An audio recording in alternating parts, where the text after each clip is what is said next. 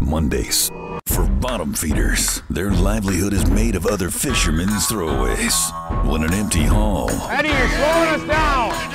means an empty stomach. But this is horrible. This is old school. This is how I hunt fish right here. Once you get it in your blood, there's nothing else. Things are looking up. Every fisherman always wants the big haul. All new Mondays, 10:30 p.m., 9:30 Central, only on Outdoor Channel. True to the core. A truck should make you want to get out and see the world. The Driver Command Center in the new 2013 Ram 1500 with available 3D navigation, Sirius XM, and Wi-Fi at your customized touchscreen control. Backed by a 5-year, 100,000-mile powertrain warranty. Engineered to move heaven and earth. Guts, glory, Ram. The new Ram 1500 with best-in-class fuel economy is Motor Trend's 2013 Truck of the Year. Learn more about Ram's pioneering technologies at ramtrucks.com. See dealer for Powertrain Limited Warranty. Ram is a registered trademark of Chrysler Group, LLC. Sirius and XM are registered trademarks of Sirius XM Radio, Inc. Are they normal? No. You're listening to The Revolution with Jim and Trav. From what I've seen and heard, they're anything but normal. Now, here's Jim and Trav. You know, obviously I found tons of whitetail sheds before, Jimmy. Elk sheds, I have never found a mule deer shed. That's because they eat them. The deer eat their own shed. That's cool, though. I need calcium. I think that's a neat thing to do. Well, you see the little teeth marks on them every once. It's got to be deer. Aren't you the one that used to eat your own fingernails? No, I don't think so. Jim eats my fingernails. We are talking about shed heading on today's show. But before the break, though, very interesting. Yeah, hey, we heard from David Morris, and boy, I tell you some of the interesting things he said about sheds and what they tell us once we find them. Yeah, kind of interesting. I thought it was interesting, but I like David. I said Dave! I get to do that again. I'm so glad. Right now, we're being joined by Jeremy Moore, and he phoned us at 785-846-7647, and he is Jim, the Shed Dog Whisperer! This guy knows everything. Why is everyone a whisperer? The horse whisperer, they can't the talk dog loud. whisperer. They're just quiet people. They are quiet anyways, people. He's got a company called DogBone, and they make a complete line of dog training products designed, developed, patented, tested, and refined by the Shed Dog Whisperer himself. Jeremy Moore. Jeremy, how's it going, buddy? Really well. Thanks, guys, for having us. Yeah. I was just going to say, you're right, man. We have developed a product line. It's called the DogBone. Yeah. And what it does is it's giving guys the tools, but more importantly, maybe the knowledge or the insight on how to use those tools for training their dogs to find sheds. Yeah.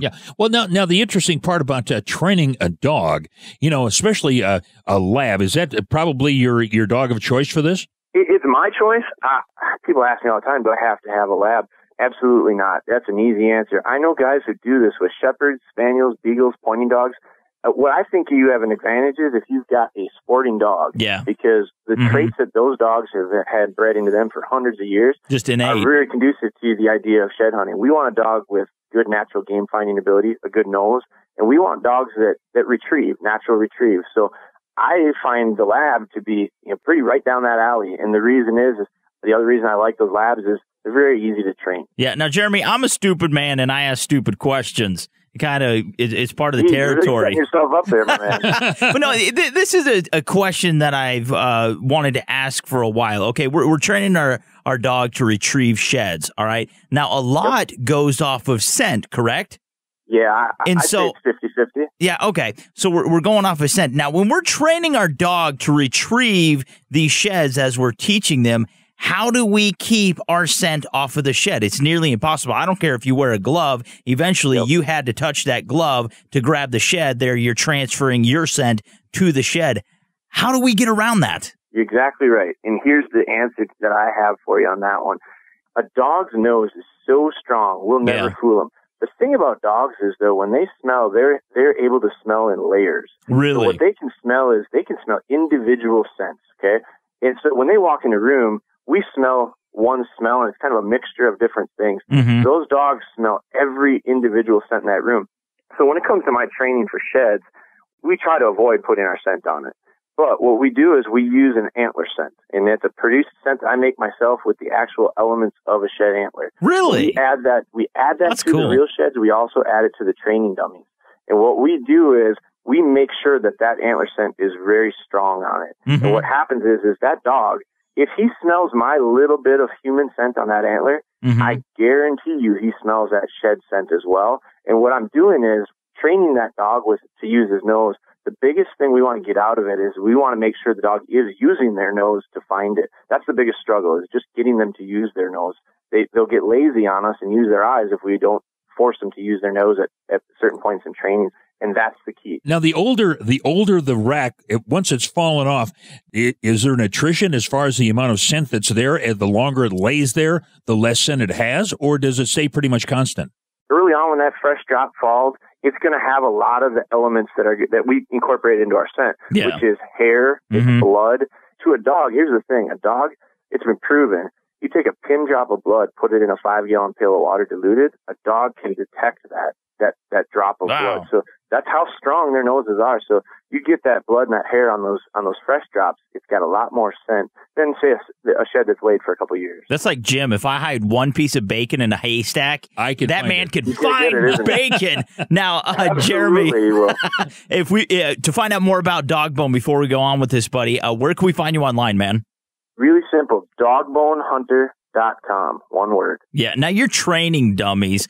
Okay. Are these more of a softer material? Is that something I wouldn't think that when you're setting out to train your dog to do this, Jeremy, you got a pup. You don't want to give him a regular hard antler. Are these a little softer on the dog's mouth? Kind of tell us about this. Absolutely. You hit it on the head. I started out a young dog. The reason this whole thing came up, we came up with this idea because I ran into some problems in my training. We came up with it, we patented it, and we took it to market. Mm-hmm. What we did was I threw a hard horn for a young dog, kind of clumsy, soft, sensitive nose, mouth, eyes. She ran up to a shed with a lot of enthusiasm, and she poked herself. Oh, that dog was so turned off of shed antlers. You pick one up, she'd go in the other room. She didn't like them. Really? So we've come up with this soft antler, and what it does is it allows for these young dogs to get excited, run up to it and pick it up, and not risk the idea of turning them off with a negative introduction. So very, very important part. It's also important with older dogs who are previously trained bird dogs or gun dogs. This stuff feels just like the training dummies that are out there on the market for training bird dogs. So it's a new shape with a familiar feel. It's just a transitional tool for them. That's a negative stimuli, Jim. Now we're talking. I'm trying to be all smart you here. got the lingo, my man. When Jim's trying to lose weight, I show him a cupcake, and then I smack him in the face. Absolutely. And I bite his hand. There you go. My wife does that at home with beer. You got to lose the beer belly. One more time, Jeremy, where can we find you online, man?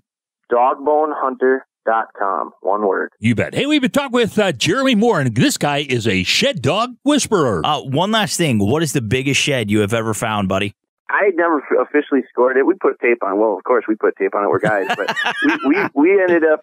I'm pushing. I'm upper 80s. It's about 88 inches. Dang, it's a pretty good one. That's crazy, man. That's awesome. Well, then size does matter. Size does matter. Yeah, absolutely, right? All right, so hey, we're The Revolution. We're brought to you by Outdoor Channel. Check them out at OutdoorChannel.com, plus Ram Trucks. That's RamTrucks.com, and Ruger at Ruger.com, and High Mountain Seasonings at HIMTNJerky.com, plus Zeiss at Zeiss.com/sports. Jeremy, man, this has been so cool. Thank you so much for coming on, buddy. Hey, thank you guys. And like we always say, cover more ground, you find more sheds. Don't laugh. That's not funny. That's his tagline. That's his. Sorry about that, Jeremy. Anyways, who we got coming up next? Hey, coming up next is wildlife biologist Dr. Grant Woods, and he has something called Growing Deer TV. Going to be talking about EHD. I think Jimmy's got it. I do. You're a Look at my tongue. All right, stick around. It's coming up next. Ram Trucks Food for Thought tip number 11. Whitetail deer are found over most of southern Canada and the United States, except for most of California, Nevada, and Utah, and south to Panama. Stick around. More Jim and Trav right after the break.